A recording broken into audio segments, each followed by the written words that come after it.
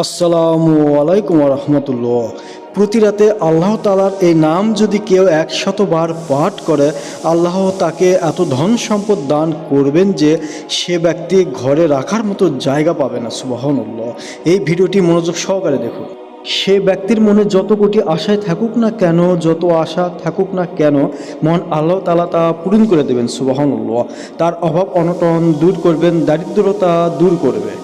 আমলটি বহুবার পরীক্ষিত, তাই বলছে আপনি আমল দ্বারা ফলাফল পেতে হলে নিয়ম মেনে আমল করবেন। দুনিয়াতে সবাই চায় ধনী হওয়ার জন্য, সম্পদশালী হওয়ার জন্য, টাকাওয়ালা হওয়ার জন্য, কিন্তু কয়জনই তা হতে পারে বলুন? মহান আল্লাহ তাআলা চাইলে সব কিছুই সম্ভব। আল্লাহ তাআলা যাকে ইচ্ছা তাকে অভাব অনটনে ফেলেন, যাকে ইচ্ছা তাকে ধন সম্পদ দান করেন। বান্দা ভাগ্য বা তাকদির পরিবর্তন করতে পারে কেবল দোয়ার মাধ্যমে বন্ধুরা। তাই দোয়া করতে হবে নিয়ম পদ্ধতি মেনে। আল্লাহ তাআলা পবিত্র কোরআনে বলেন, তোমরা আমাকে ডাকো, আমি তোমাদের ডাকে সাড়া দেব। যারা অভাবে আছে, দারিদ্রতায় আছে, বিপদে আছে, মনের আশা পূরণ হচ্ছে না, আমি যে নিয়মে বলবো সেই নিয়মে যদি আপনি আমলটি করেন, আমি আল্লাহর কসম করে বলছি আপনার সকল সমস্যা চাওয়া পাওয়াগুলো আল্লাহ পূরণ করে দেবে। শর্ত হলো 5 ওয়াক্ত নামাজ পড়তে হবে, পিতামাতার কথা শুনতে হবে, আত্মীয়র সঙ্গে সম্পর্ক ছিন্ন করা যাবে না। আমলটি কিভাবে করবেন জেনে নিন। প্রথমে আপনি উজু করে নেবেন, তারপর 2 রাকাত নফল নামাজ পড়বেন, অতঃপর আপনি ইস্তেগফার পড়বেন 21 বার। অতঃপর আপনি 3 বার দরুদ শরীফ পড়বেন, কারণ দরুদ শরীফ ব্যতীত কোনো দোয়া কবুল হয় না।